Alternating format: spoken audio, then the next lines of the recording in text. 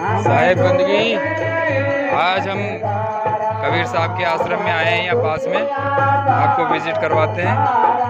देखिए वो सामने और ये भजन कीर्तन हो रहे हैं।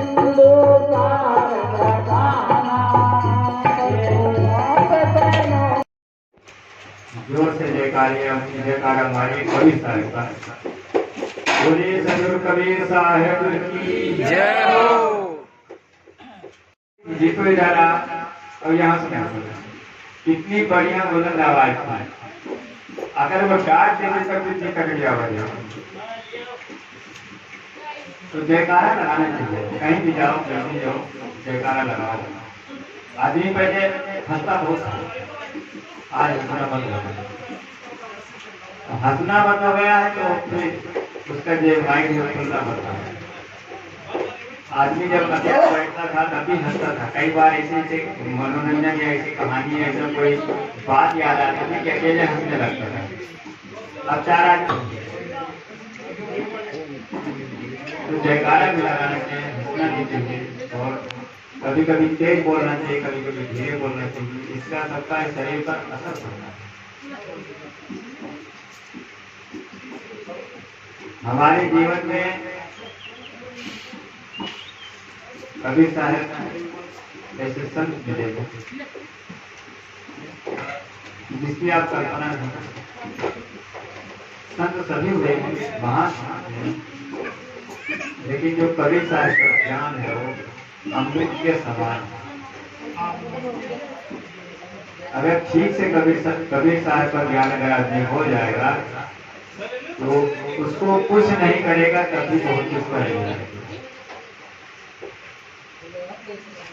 जैसे कि संसार में बहुत सारी भ्रांतियां, जिस भ्रांतियों के चक्कर में आदमी बर्बाद हो जाते हैं। पहले वास्तु के हिसाब से मकान बनाते थे,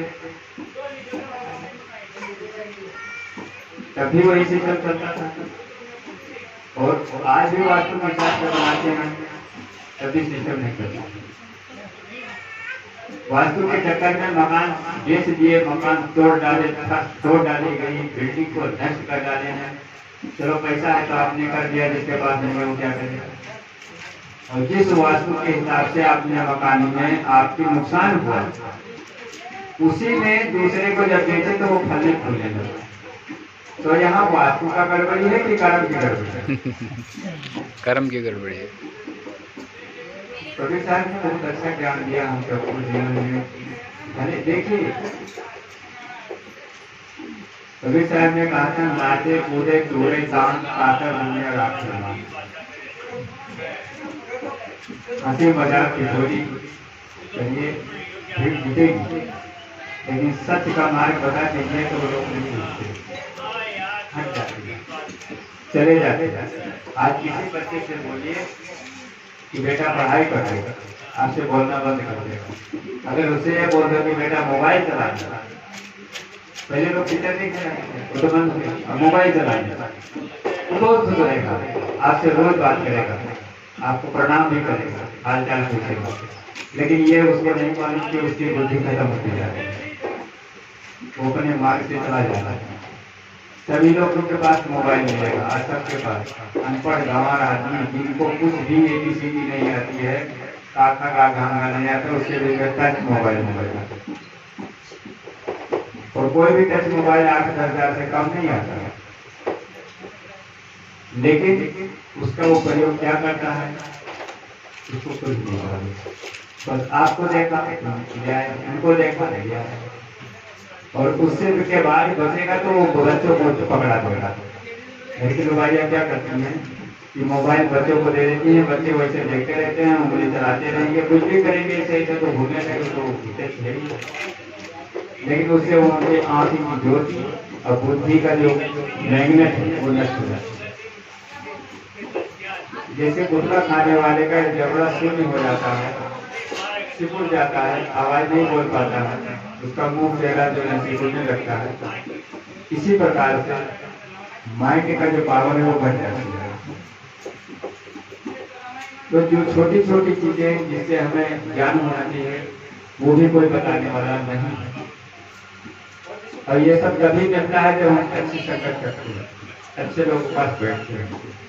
पहले संत महात्मा गांव घूमते थे, ढाणी ढाणी घूमते थे, लोग उनका आदर सम्मान करते थे, उनके शिष्टाचार से लोग सम्मानित होते थे, उनके पास बैठते थे, सत्संग करते थे। आज वो सिस्टम बदल गया। अब महात्मा बहुत कम हो गए, कई बार तो बनने नहीं चाहता है, और जो बनते हैं वो इन सब चीजों से दूर रहना चाहिए। तो आज समाज में जितना विघटन पैदा हो रहा है, परिवार में हो रहा है, वो सबके सामने दिख रहा है, कहने की जरूरत नहीं है। बाप सत्संग में जाएगा, बेटे को कहेगा यहीं रहना है। सत्य महात्मा घर में अगर पहुंच भी गए तो बेटे बेटी को एकांत में बैठा देंगे तो नहीं बैठे रहोगे, तो देर बात करेंगे, बात खत्म हो गई। अरे दो शब्द वो भी सुनेंगे तो संस्कार तो बनेगा, कुछ सीख तो मिलेगी। एक घड़ी आधी में पुण्यात तुलसी संगत आदमी कटे को तो 20 साल 25 साल 22 साल 24 साल 26 साल तक ये बच्चे आत्महत्या कर रहे हैं। उनके जीवन न कमा पाए, न खा पाए, न दुनिया देख पाए, फिर आत्महत्या कर रहे हैं। तो संगत का भाव नहीं। मात समझावे उधर भरे सोई कर्म सिखाओ। माता पिता को क्या कहते, बेटा तुम्हारी शादी कर देंगे, जबकि वो भी 5 साल का होगा, फिर भी उसको वही शिक्षा दे रहे हैं, बेटा तुम्हारी शादी कर देंगे, तुम्हारी नौकरी लग जाए, पढ़ लो, ये कर लो, वो कर लो, और सब बताएंगे, लेकिन ये नहीं कहेंगे एक अच्छा इंसान बन बेटा, गाली मत दो, किसी से कटु मत बोलो, सेवा करो, ये सब नहीं सिखाएंगे, और सब चीज। तो माता पिता उनके पास ना है ना वो दे रहे हैं, संत महात्मा के पास है तो उनसे मिल नहीं रहे, उनके पास जान नहीं रहे। तो हमारे जीवन में सब चीज जो आवश्यक चीजें वो तो चाहिए। जैसे शरीर में पानी कमी होती है तो पेशाब में जलन होने लगती है, शरीर में ऐठन चालू हो जाती है, शरीर में अकड़न चालू हो जाती है, तो पानी तो चाहिए शरीर को। तो जिससे हमारा प्रेम बढ़ेगा वो चीज तो हमको चाहिए, उसके लिए कौन लागेगा? कहीं बिक रहा है, प्रेम न बाड़ी उपजे, प्रेम न हाथ विकार, कहीं बिकता थोड़ी जो खरीद लाओगे 1 किलो रख दोगे। ये तो प्रेम पैदा करना पड़ता है, सेवा करना पड़ता है, अंदर से पैदा किया जाता है कि हम इनकी सेवा करेंगे। आप प्रेम से सेवा करिए तो आपको घृणा उसके प्रति बिल्कुल नहीं होगी, और जब प्रेम से आप सेवा नहीं करते तो अंदर से घृणा होती है।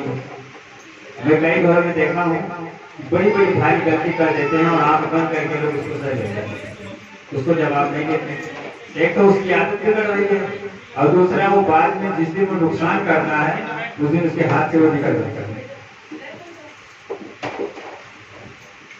तो कुल मिलाकर के हम अपने जीवन में वही चीज धारण करें जो हमें आवश्यक है। कबीर साहब ने कहा, कबीर साहब ऐसे संत हुए हैं जिनके शब्द से मनुष्य की जो सारी कमी है वो खत्म हो, सारी कमी। हम तो अपने आप को भाग्यशाली ये मानते हैं कि हम कबीर साहब के पद पर सबसे बड़ा भाग्यशाली ये मानते, क्योंकि अगर अन्य मत में होते तो कितनी दशा होती है, ना हमें राम मिलते ना माया मिलती, दोनों नहीं मिल पाते, क्योंकि माया कभी मिलती नहीं और राम को भी जान नहीं पाते। भाई हृदय में जो राम है उसको तो हम मान नहीं रहे हैं, बाहर राम को खोज रहे हैं, वो हमको मिलने वाली चीज नहीं। राम ने भी राम की उपासना की, जैसे रामचंद्र जी हुए हैं अयोध्या में, वो भी राम की पूजा की। उन्होंने लक्ष्मण से यही कहा था, भैया कोई कहो कि मैं सुख दुख करता और निज कृत खुद के भोग सुर प्राप्त। इस संसार में जितने लोग पैदा हुए हैं सब खुद के कर्म भोग रहे हैं, कोई दूसरे को कोई सुख दुख। कई लोग कहते हैं मेरी पत्नी बहुत खराब है, आप तो अच्छे हैं, अपने आप को देखिए। कई पत्नी कहती है हमारा पति तो बहुत खराब है, क्या आप अच्छे हैं? ऐसा नहीं है, दोनों को दुख दे रहे हैं। तो जो आवश्यक चीजें हैं वो कबीर साहब ऐसे संत हुए हैं, ऐसे महापुरुष हुए हैं, समाज को वो दीपक दिए हैं जो उजाला दिए हैं, जीने वाला बताते हैं। हीरा रात में चमकता, अंधेरे में हीरा चमकता। सोमनाथ उसमें जो मोती लगी थी भगवान उसके मस्तक में हीरा था, वहां बल्ब नहीं चलता था और वो हीरा दूर से ही लाइट मारता। और वो मूर्ति भी अधर में लगती थी, ना कोई आधार था। चारों इस हिसाब से दीवार में चुनौर लगा दिया गया था अष्टधार की थी, वो ऑटोमेटिक बीच में रुकी रहती थी और रहती थी। और जब उसको औरंगजेब ने देखा तो वो कहा कि भगवान कितनी हद तक महिमा है, मैं तो कोई ना कोई का, क्योंकि तो भगवान को नहीं मानते। तो उन्होंने एक तरफ जो दीवार जब तोड़ा तो तीन तरफ उससे पकड़ा, एक तरफ का बैलेंस करना, तीन तरफ से पकड़ा, तो उसने तोड़ करके उसको लेके गया। तो आपके हृदय का जो ज्ञान है ना, प्रकाश है, आप कहीं भी जाइए, मौन बैठे रहिए, अगर आप शुद्ध हृदय से है तो भी चार आदमी को उसका प्रभाव पड़ेगा, इसमें संदेह नहीं है।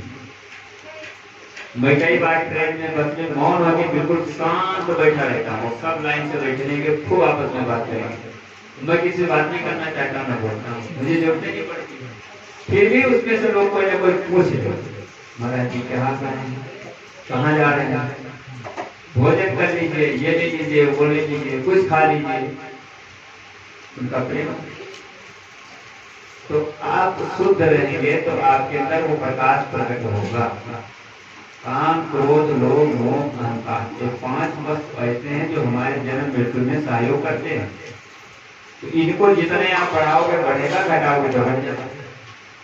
रोज को रोज करते रहो तो आपको पेड़ पालों पर, धरती पर, अपने शरीर पर क्रोध आने लग जाएगा। और क्रोध कंट्रोल करते रहो तो गाड़ी भी चलेगी, तभी क्रोध नहीं होगी।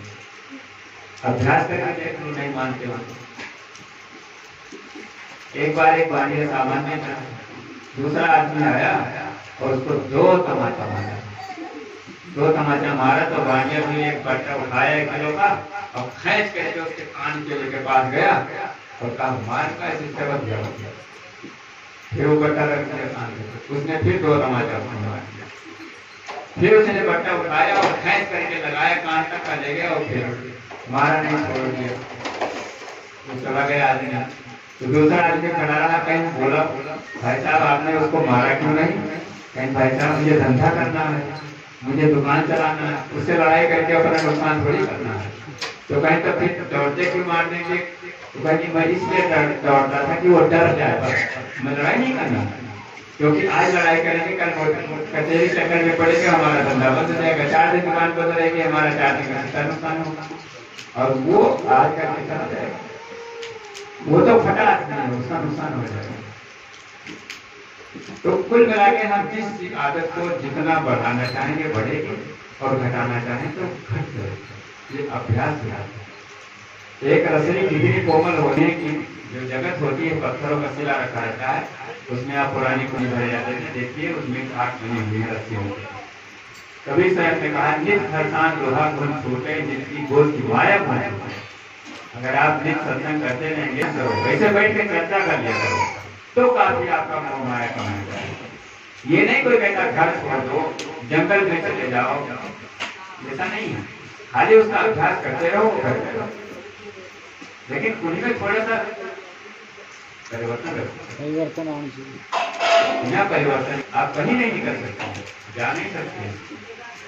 आप घर से निकलने के पहले दिमाग में या अपने परिवार से, अपने पत्नी से, अपने बच्चों से पूछ लो कि क्या होता है, बीमारी का आपको तो 2 रुपया तो आपको खर्च करना पड़ेगा, या तो उनको 100 रुपया सरो कि मैं जा रहा हूँ, कुछ भी मंगा लेना।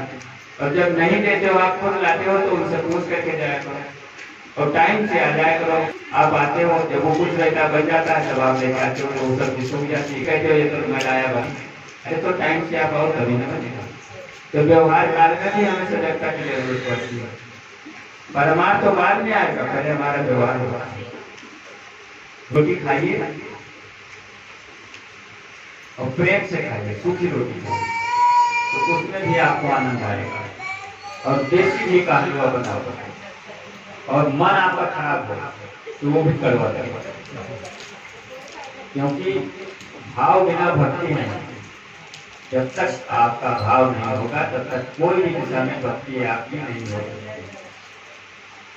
जैसे कि कोई काम सीखता है, काम करता है, तो जब वो काम सीखने जाता है किसी प्रकार का काम है तो बड़े रुचि से करता है, क्योंकि उसके अंदर तो लगन होती कि मुझे काम सीखना है। अब उसी काम को वो जबरदस्ती सिखवाता है, वो काम कभी नहीं सीख पाता है, 10 साल निकाल देता है। तो अंदर से लगन होनी चाहिए, भक्ति करो, साधना करो, सेवा करो। आप रोज 100 रुपया खर्च कर रहे हो, कभी 100 रुपया दान कर दो। चलो ठीक है, परिवार खा रहा है, खाएगा, कोई दिक्कत नहीं होगी, कोई मांग नहीं रहा है। लेकिन अगर मान लीजिए खिलाते खिलाते आपका प्राण निकल गया और आपने दान को सेवा नहीं की, तो आपको क्या मिलेगा? आज की स्थिति देख लो। कभी कल एक आदमी आया था तो कह रहा था बाल बच्चे को देखने पसंद नहीं करते हैं। तो बाल बच्चे क्या देखना पसंद करेंगे? आपने एक को देखा, सबको नहीं देखा। जैसे आप खा रहे हो, एक रोटी उसमें से दान करके करो। जैसे एक रोटी रोज ना करो तो 30 दिन में 30 रोटी होती है, तो 30 रोटी में से एक रोटी दान कर सकते हो। 30 महीने में 12 महीने में 12 रोटी होती है। 12 रोटी में 2 खुराक बनेगा। 2 खुराक भी 1 साल में खिला दिया करो तो भी आपके काम करने लग जाएंगे, लेकिन वो भी नहीं हो पाता। तो जब छोटी छोटी चीजों को कौन बताएगा? ऐसा कौन मार्ग? क्योंकि वो रात दिन इस पर चिंतन और अध्ययन करते हैं। अभी स्थिति ये थी, मैं बीमार हुआ था, इतनी हालत बिगड़ी थी कि संभव नहीं था कि ये शरीर बचेगा, लेकिन फिर भी बच गया। तो बचा तो ये इसलिए नहीं बचा कि इसमें दवाई लगी है, इसमें दुआ लगा। लोग दुआ किए, दवा तो कुछ नहीं किया। दवा हमने क्या खाया कोई नहीं बता सकता। दवा हम खाए, ये कटे थे इसमें, तो जेब से जितना हो पाया हो गया, और यह इंजेक्शन ग्लूकोज लग गया वो लग गया। गोली तो हमने नहीं खाया, वरना उस बीमारी से दवाई लेने की जरूरत नहीं। तो लोग दुआ कब मिलेगी आपको? जब आप किसी और का भला करेंगे, तो आपके पास लोगों की जैसे कोई मान लीजिए नाभि बैठा, नाभि जब है वो कितना दुख से होता है, उसकी आंखें हाथ में आ जाती है और इतना परेशान रहता है कि मौत नहीं होती, सारी अभी बैठा देता है, किसी बैठा देता है। तो 24 घंटा में 10 दिन में, महीने में एक बार उसके प्रति जरूर प्रेम करता है उस आदमी। ये हमको ठीक कर दिया, धन्यवाद। धन्यवाद कह दिया मतलब आपको दुआ दे दिया। इसीलिए कहते हैं रोम रोम से आशीर्वाद निकलता है, रोम रोम से श्राप निकलता है। वो रोम रोम नहीं होता। सुख देने सुख हो दे, दुख देने दुख हो। 4 वेद शास्त्र में बात की है, तो सुख देने सुख देते, दुख देने। ये सब चीज कौन बताएगा? संत महात्मा बताते हैं, और संत महात्मा को कभी दरवाजे नहीं बुलाते हैं, ना आने देते हैं। और मिल जाए तो दूर से बस हो गया, जैसे लगता है मानो कहीं सुना जाए। ये सब छोटी छोटी चीज भी अपने जीवन में काम आने वाली चीजें हैं, कोई बड़ी चीज नहीं है। आपको कहीं जाने की जरूरत नहीं है, आपको दान करने की जरूरत नहीं है। आप यही मान के चलो कि 30 दिन हम रोटी खाते हैं, उसमें 1 दिन का हम दान करेंगे।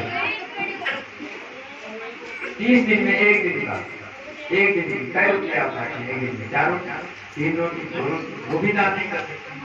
फिर क्या करेगा? अन्नदान पहले महादान माना जाता था, फिर गाय दान, गौदान के बाद सब कहाँ देंगे? अब सब खाने में जा रहा है और फिर वो गाने में चला जा रहा है। गाने का मतलब दुखी होने में जा रहा है। फिर बैठते हैं, कहते हैं मेरा बेटा नहीं मानता, नहीं वो नहीं मानती, मेरे वो नहीं मानते। दुश्मन कौन है? सभी तो नहीं, बस विचार बदल तो सभी है। यहाँ जितने लोग बैठे हैं, किसी एक घर के थोड़ी, लेकिन आज यदि किसी को छींक आ जाए अभी, तो सब लोग तो उसको लाल के साथ अस्पताल ले जाएंगे, तुरंत कोई पानी छांटा मारेंगे, कोई खिलाएंगे, कुछ करेंगे, कितनी सेवा करेंगे, क्योंकि यहाँ पे।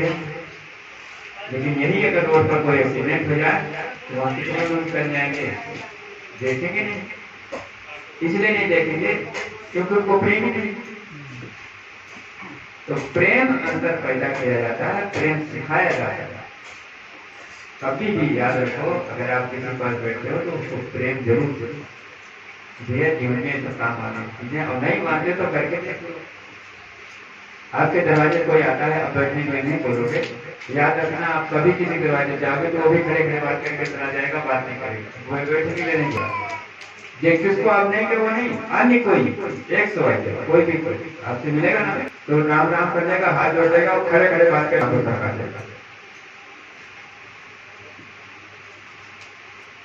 और दूसरा एक अभ्यास और देख लो, आप सामने से कोई आदमी आता हो 500 मीटर 1000 मीटर दूर से, आप मन में उसको गाली दे लो, बाद में आकर वो ईमानदार होगा तो पूछ लो बैठ कर कि आपने हमको गाली दिया था, तो वो हंस के रह जाएगा। इसका मतलब वो गाली दे चुका, आपने दिया इसलिए वो भी दे चुका है। 1000 मीटर दूर है, आपने ना सुना और ना आप सुने, लेकिन उसके लिए की प्रतिक्रिया आपने, आप प्रेम करिए अंदर से, वो आते आते आपके पास बोल देगा ऐसा राम का, या नहीं बोलेगा तो आपको देख चुरा देगा, मतलब उसका आपके पास प्रेम है। ये सब छोटी छोटी चीजें की पहचान है। तो कबीर साहब का ज्ञान है, कबीर साहब का जो जन्म है वो इसलिए नहीं हुआ था, वो इसलिए हुआ था क्योंकि मनुष्य अनादिकाल से भटकता हुआ जा रहा है और चला जा रहा है। उन्होंने आकर के इस हिसाब से दीपक जलाया, ये अमिट है, इस ज्ञान को कोई मिटा नहीं सकेगा। कितना वर्ष बीत जाए धरती पर, जब तक मनुष्य रहेंगे कबीर साहब को ज्ञान है, क्योंकि सत्य कभी विकसन।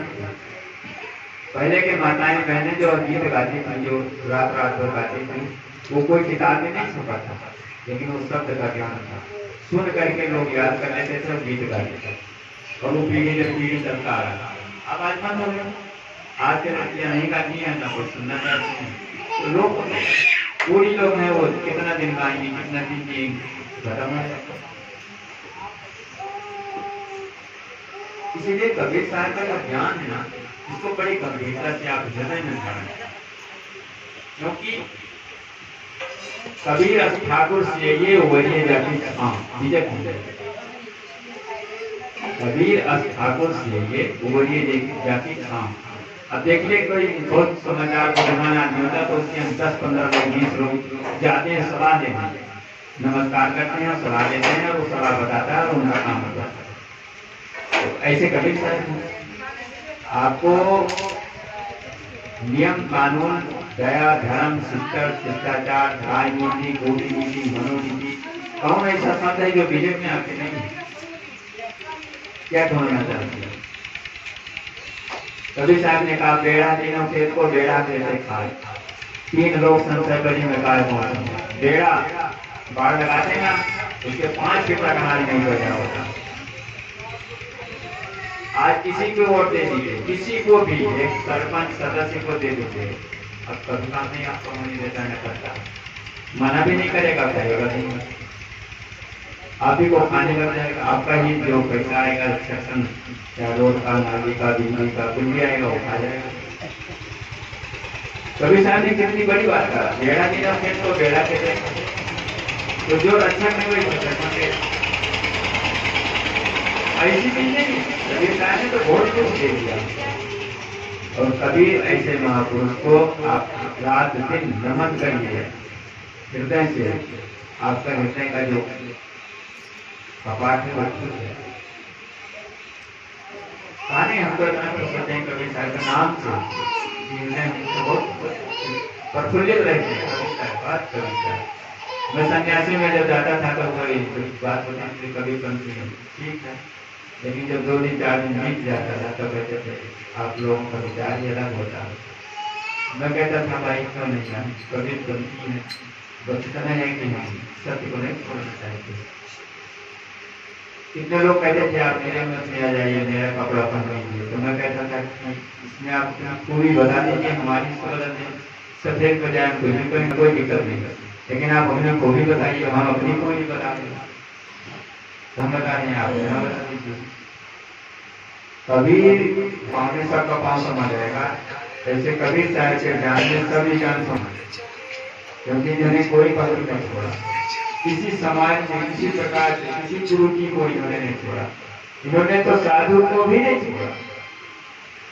अन्य कोई तो बात सुनिए इस परिवार की, साधु को भी इन्होंने कहा कि कच्चा सरसों पेड़ पे खरी बयाना है, साधु होना चाहिए पक्का हो, कच्चा सरसों पेड़ पे खरी बयाना, इसे कच्ची सरसों पेड़ दीजिए तो ना खाली में रह जाएगी, तो साधु बना तो अच्छा बना, नहीं बना तो कोई कहता थोड़ी क्या बताओ। लेकिन भाग्य में होगा तो आप बन जाओगे। ज्ञान कभी भी उदय हो सकता है, कभी भी प्रकट हो जाएगा, और ज्ञान को कोई रोक नहीं पाता। इन्हीं छोटे छोटे पौधों में, छोटे छोटे बच्चों में, किसी में अब्दुल कलाम है, किसी में बड़े बड़े वैज्ञानिक हैं, किसी में राष्ट्रपति हैं, प्रधानमंत्री। लेकिन आप वर्तमान में उनका कान पकड़ कर ऐंठ रहे हो, ये नहीं पता आपको कि कभी भविष्य में कुछ भी बन सकता है हमारे देश का, या हमारे देश का भविष्य बना सकता है। क्योंकि पौधे, धरती का ज्ञान किसी को रात तक नहीं हुआ कि धरती में क्या करा है और किसके कर्म में क्या लिखा है, ये भी कोई नहीं जानता। बस इतना आप जान सकते हैं कि अच्छा कर्म करके आप जी सकते हैं, और कुछ नहीं। आप अपने भाग्य में कहा, मुझे कभी विश्वास ही नहीं था मैं बीमार पड़ूंगा, कल्पना भी नहीं हुई थी, कभी स्वप्न नहीं, ऐसा कभी एहसास नहीं, हमारे दिमाग में नहीं आया कि मैं बीमार पड़ा। लेकिन इतना बीमार पड़ा कि घाट तक हम तो कर्म को कोई नहीं जान सका, अपना कर्म कोई देख सका, इतने देख सका है कि हम अच्छा कर्म करें, किसी की दुआ मिले और मेरे काम। सभी लोग सब चीज बांट लेते हैं, लेकिन दुआ को कोई नहीं बांट पाता, क्योंकि दुआ व्यक्तिगत होती है, विद्या व्यक्तिगत होती है, कर्म व्यक्तिगत होते हैं।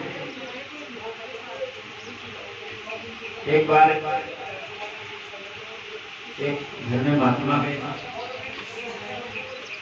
महात्मा पहुंचने के बाद में उस महिला के तीर से उसका कोई नाई आ गया। पहले नाई धोबी ही जाते थे, अब आज तो सिस्टम बदल गया, लेकिन पहले नाई जाते थे। पंडित जी देख जाते थे, कहते थे शादी पक्की है तो हो जाती है। नाई आ गया, भोजन बनाई, बना करके भोजन बसा, बसने के बाद में महात्मा जी को जो है कभी तो थाली दिया, नाई उसने पूरी सब्जी बनाया, वो बनाया, जो मिष्टान बना के दे, और उसका पति जो है उठा करके और अम्मा के लिए 2 रोटी मोटी बनाया और सब्जी बना दिया। तो पहले दिया वो कि अपने उस नाई को देगा, तो वो उसका पति उठाया, उस महात्मा को दिया, और जो 2 रोटी बनाया था रोटी दिया मोटी, वो गया नाई को दिया।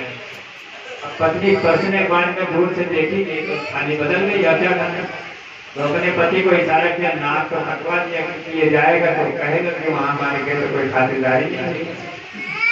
तो पति बोला, यहाँ की तो कट गई, ऊपर की बच, तुम कर्म खराब कर रही हो। भोजन भाव से खिलाओ, इतना प्रेम रखो। भगवान विदुर के घर साग खाए थे, याद करा, भगवान विदुर के यहाँ खाए, क्यों खाए? भाव, प्रेम है तो प्रेम पैदा करो, प्रेम अंदर से निकालो, अंदर से उत्पन्न करो, वो हो जाएगा। ऐसा कुछ नहीं है, धरती पर कोई चीज असंभव नहीं है। आप कहा नहीं कि अनपढ़ आदमी पढ़े लिखे के बीच में होता है तो खर्राटे राजनीति बोलता है, और इतना चतुर, इतना चालाक हो जाता है कि सबकी बुद्धि को चुरा लेता है। लेकिन वही बुद्धिमान आदमी एक कमरे में उसको बंद कर देता है तो 6 महीने के अंदर उस पागल हो जाएगा, एकदम मूर्ख हो जाएगा, उसका दिमाग ही काम नहीं करेगा, क्योंकि उसको समझ नहीं। दिमाग को आप जितना यूज करेंगे उतना दिमाग को बढ़ेगा। यह हर बच्चों से मैं ये कहता हूँ, इसको यूज करोगे ना तो बढ़ जाएगा, स्मरण करोगे तो बढ़ जाएगा। क्योंकि जैसे कुएं से पानी निकाला जाता है, ऐसे शरीर से स्मरण होता है। अब ये सब कौन बताएगा?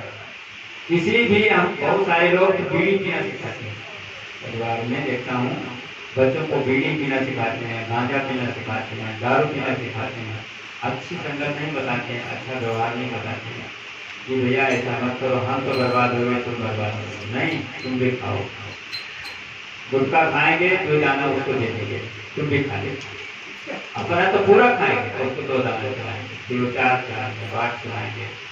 बहुत सारे घरों में जाता हूँ कि बोल नहीं पाते, रोटी नहीं खा पाते, मैं छुट्टा नहीं, तो मैं कहता हूँ माल खा रहे हो आप, तो कहते हैं हाँ, हम कहते हैं खाए जाओ कहते हैं ये मत हो जाएगा, क्योंकि छोड़ना आपको है, उसके इतना आदी हो गए हैं आप, वो निकल ही नहीं सकता, तो कौन निकालेगा? गोपाल जी के परिवार में एक भी बच्चा कोई गुटखा तम्बाकू नहीं खाता। अब इससे बेहतर और क्या आप सुनाएंगे? छोटे छोटे बच्चे में कोई सब नहीं, ऐसा नहीं कि चुपके से गुटखा खा लेता, हाँ ही नहीं। तो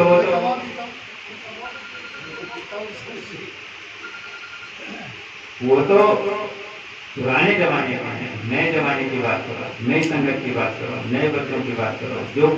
जो आज के मतलब 100 बच्चों को इकट्ठा कर लीजिए, उसमें 10 बच्चे नहीं खाते मिलेंगे, 90 खाते मिलेंगे। तो उस माहौल के अंदर अगर परिवार शुद्ध हो तो कितनी महान बात है। छोटे छोटे बच्चे भी रोक देंगे, प्रणाम करेंगे, मुस्कुराएंगे, हंसेंगे, खुश होंगे। कितने घरों में जाता हूँ तो बच्चे देख करके दूर से नापते जैसे कोई विशेष आदमी आ गया, कभी देखे नहीं है, मैंने सोचा करेंगे। तो आपने सिखाए तो क्या सिखाए? सिखाना पड़ता है, संस्कार डालना पड़ता है। रोटी खाओ और खिलाओ, जितना दुख आपको होता है उतना पूरे परिवार को होता है, पूरे समाज को होता है। एक शब्द आपके बोलने से कितनी क्षति होगी, कितना नुकसान होगा। समाज के शब्द बोलना चाहिए, बोलने के पहले बार 100 बार सोच लो कि बात इसका असर पड़ेगा क्या। कितने लोग फक से बोल देते हैं, बातें करने करते हैं, क्या गलती मानते हो? शब्द संभाल के बोलिए, सत्य के हाथ न पाओ। एक शब्द औषधि करे, एक शब्द करे खाओ, कभी धर्म बिता देगा, झिझक नहीं करती। इस शब्दों को संभाल के बोलिए। शब्द के हाथ पैर नहीं होता है, लेकिन शब्द ही ऐसा है कि पूरा महाभारत बना देता है।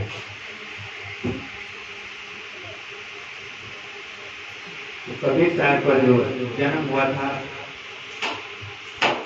वो ऐसे इसी जेठ महीने के अंदर हुआ था और आज के दिन ही हुआ था। ये दिन तो बदल जाता है, कभी रविवार आ जाएगा, कभी सोमवार।